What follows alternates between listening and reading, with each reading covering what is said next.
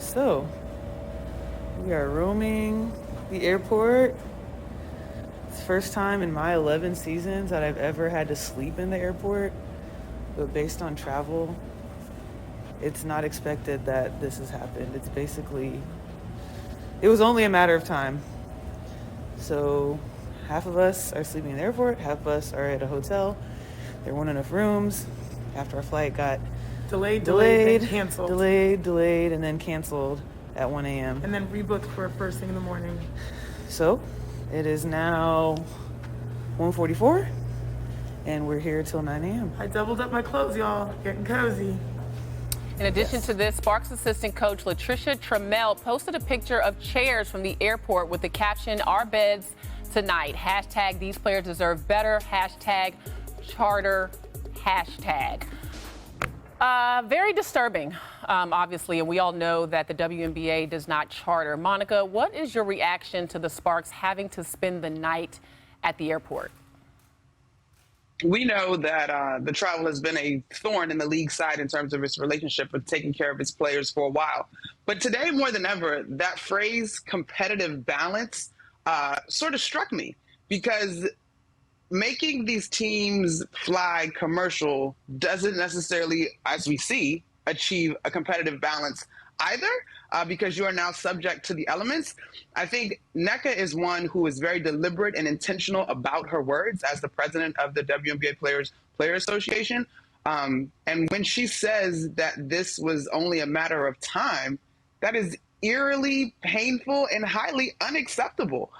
This is something that needs to be rectified immediately. I know that there are arrangements this year for the finals teams to charter, but that's just simply not enough. This is unacceptable, and obviously the game will not be moved to take in consideration what the Sparks had to go through. But with six teams separated by a game and this late push in terms of the playoffs, this is unacceptable. This is definitely a bad look for the WNBA. And again, travel has been something that has been an issue. The fact that professional athletes have to fly commercial is a red flag first and foremost. And a situation like this happens where you're trying to tell me there's not enough beds in the city, so these women now have to sleep in the airport. Something needs to be done. Obviously, money is an issue when situations like this, but maybe something where it's just like, maybe the NBA pitches in and helps provide these women with charter. Because, I mean, as a former athlete, we've had delays before because for technical issues.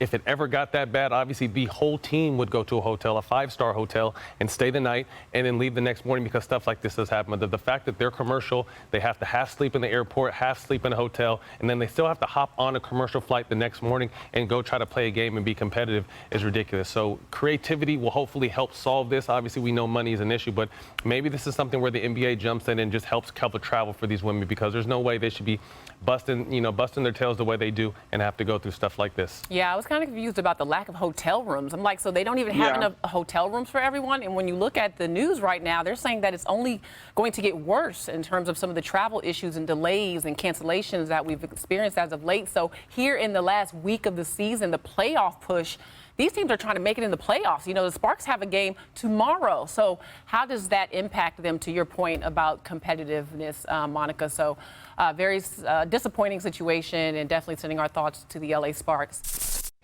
Thanks for watching ESPN on YouTube. For live streaming, sports, and premium content, subscribe to ESPN+.